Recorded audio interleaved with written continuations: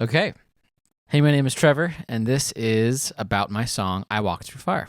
Today I'm going to give you a walkthrough of my production process. I worked on this song with my buddy Jordan Saltmarsh. My goal with this video is to show you how I got from a iPhone demo until a song on Spotify, and talk about specifically the creative decisions that I had to make along the way to get there. So let's dive in. Here is the very first demo from this song.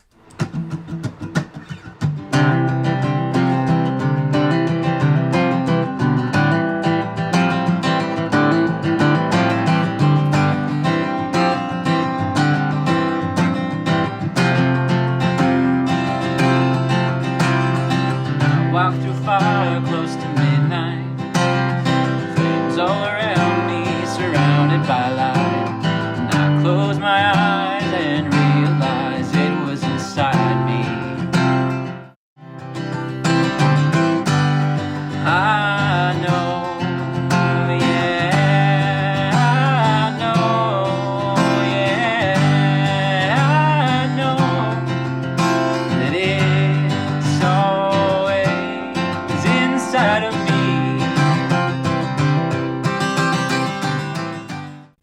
Okay, so that's the first demo of the song. At the time that I wrote this, the chorus didn't exist. It was my intention to have the I know part be the chorus, and there's going to be some harmonization there with the vocals, and that was sort of my master plan at the time.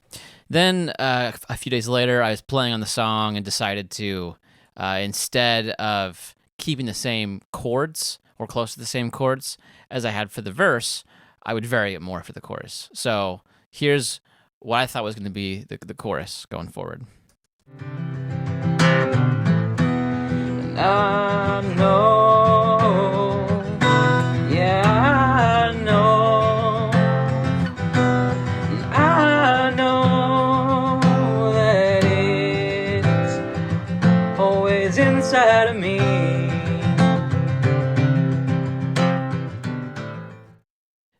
I varied the chords a little bit, kind of this minory flavor, and I was feeling pretty good about the song.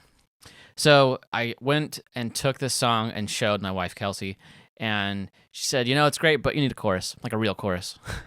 And, at the time, I didn't want to hear that, but she was right. Here was the moment of the very first creative decision I really had to make, which was, how do I write a new chorus for this song when all I'm hearing is the original chorus for the song? So the way that I solved that problem was, I looked at the song and said, okay, what is this song really about?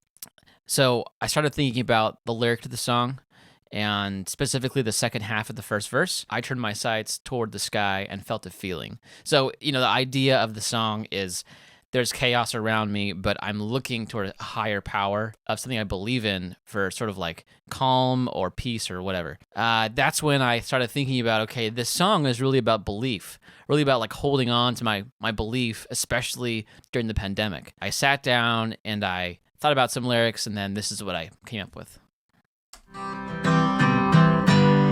I'm still holding on to believe.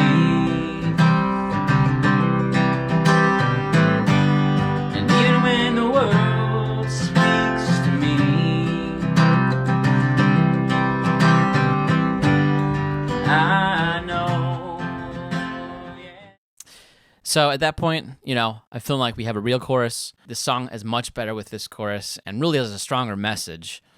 So I'm playing on the song for a while. I'm noticing that it's a little bit low in my range and it needs more energy as well. And so I shifted up 2 steps from C to E. And I walk through fire at midnight, flames all around me, surrounded by light. And I close my eyes, it was inside me. So, I've played it now in E. It's feeling good. It's feeling better. Energy's higher. At this point, I'm feeling like, okay, we can take this acoustic demo and we can now actually explore what it's going to sound like with a full band instrumentation behind it. So at this point, I reach out to my buddy Jordan Saltmarsh and say, hey, I'm cooking up this song. I would love for your take on it in terms of drums. And he said, yeah, let's do it. So I recorded the acoustic guitar in Logic. I recorded my vocals in Logic. And then he sent me back a take on the drums. I recorded bass on top of that. So at that point, it felt like we had the start of a song. This is what the song sounded like. And while I was deep in that canyon, and I was trying to hike the next mountainside, tired and spent, but something kept me from sleeping. At this point, the song is kind of bland, kind of boring, but it's better than just the acoustic guitar. So this is the second problem I faced while making the song, which is sort of like the blank slate problem. I've got like drums, I've got an acoustic guitar, I've got a bass. There's some groove happening, but there's not really enough to feel like the song is complete. And it's like, okay, where do we go from here? So to solve that problem, I decided to lean on my strengths, and I just started jamming on it. And the first place I went was the bridge. So one Saturday morning, I opened up my session and plugged in my electric guitar and just started jamming.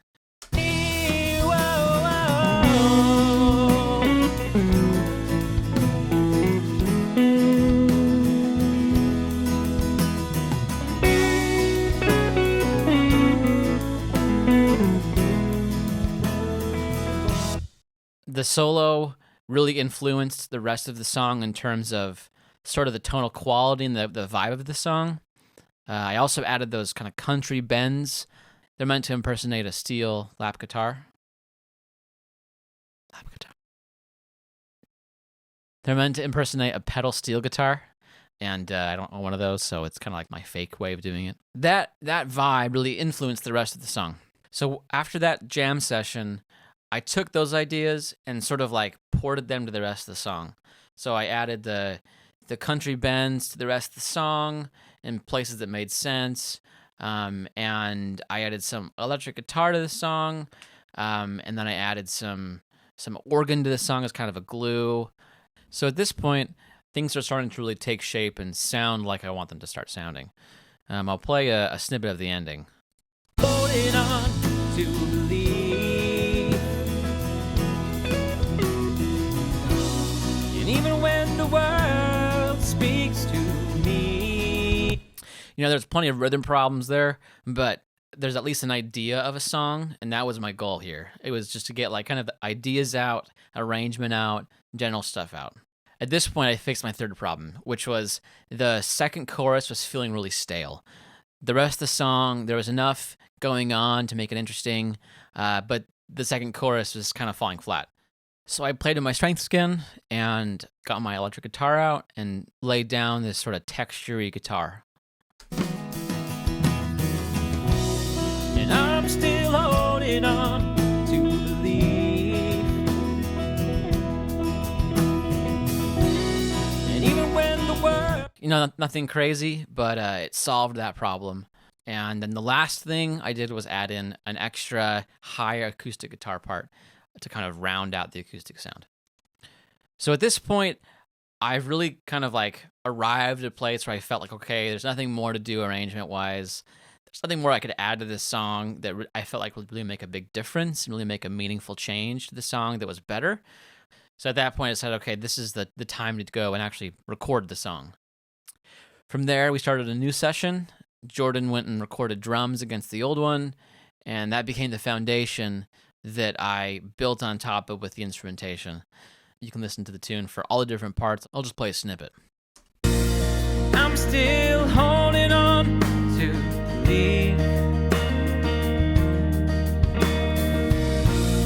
and even when the world speaks to me. So obviously it sounds way fuller. The groove is a lot better. The rhythm issues are all fixed. But the instrumentation and the arrangement's all the same. When recording this final version of the song, I basically took the demo version, listened to all the parts individually, revisited all of them, tightened up all the different parts of them, and then re-recorded them. So the fourth creative problem that I faced was that the solo of the song was falling flat.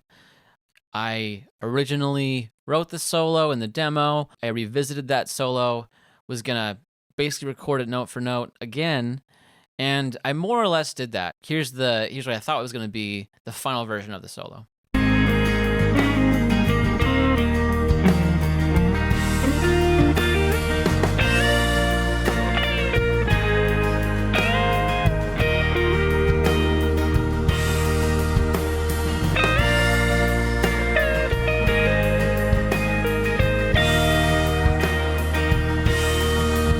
The solo wasn't a bad solo, but there's a lot of empty space in there, and there's a certain vibe that's missing from it. There's a certain energy that kind of just isn't there.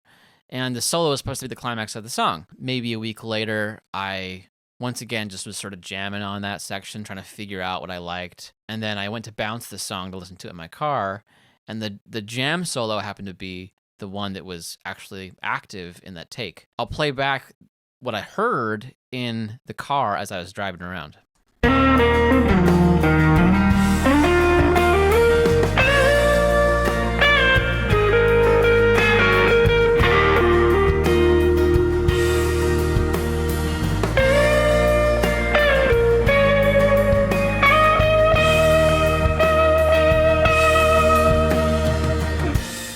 You know, that the tone of that guitar is super wet, kind of midsy, kind of out of tune, but the vibe of it, that feel of it, the energy of it is really what I felt like that moment needed. I revisited the solo, I re-recorded it, and so here's what the final product sounded like.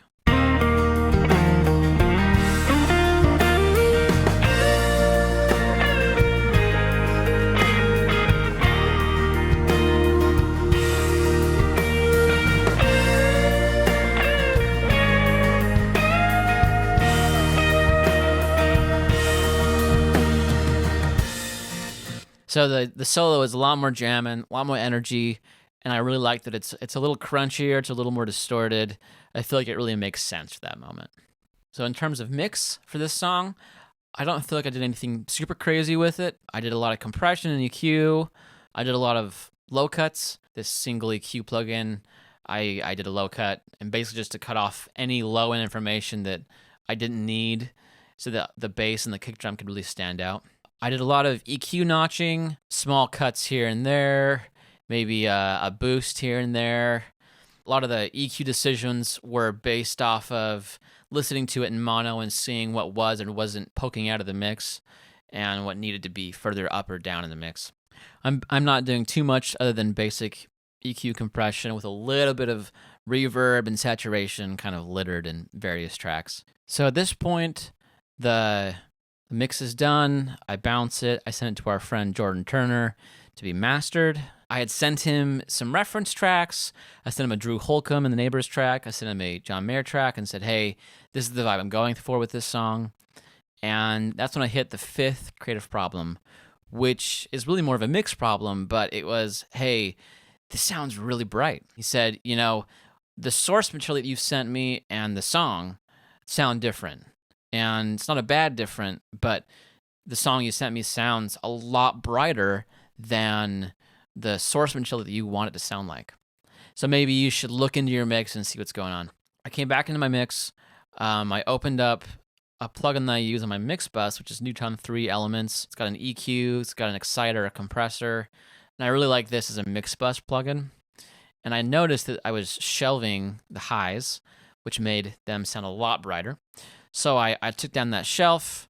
I also added tape distortion, saturation with this tape plugin.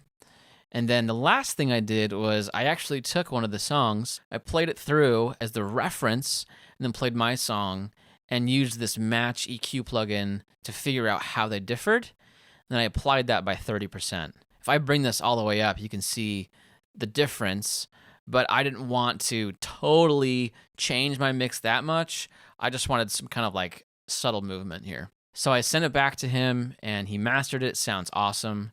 I loved the work that he did. So the top 3 things I learned from making this song. Well, the first is the power of a really good demo. The demo doesn't sound amazing. There's lots of problems with it, but it gave me a really clear path to follow, a really clear roadmap for the song, so that I could focus on actually recording the song and not on arranging the song. Speaking of arrangement, the second thing I learned from the song is how important it is to think about the sonic landscape of the song as you're arranging it and recording it, thinking about what is happening in the high end, the low end, and the mid-range, and being really deliberate about placing different instruments in those places. Because I did that, especially in the arrangement phase, which is the demo phase, when I went to record it, I knew exactly where I was going to put certain things. And the last thing I learned was just compression. I spent a few hours trying to get the balance right, and I felt like I couldn't really nail it the entire duration of the song. And then I went back and just really tried to nail the compression in every single track, and suddenly it all just came together. All of a sudden, the levels made sense, and they weren't wildly different throughout the song. I had to go back and make some tweaks, but overall, it really solved a lot of my problems. So that's the song. If you haven't heard it yet, you can go check it out on my YouTube page, on Spotify, on Apple Music, anywhere else you listen to music. And I hope that you found this useful. If you learned something from this video, please let me know. Speaks to me. I know. Yeah,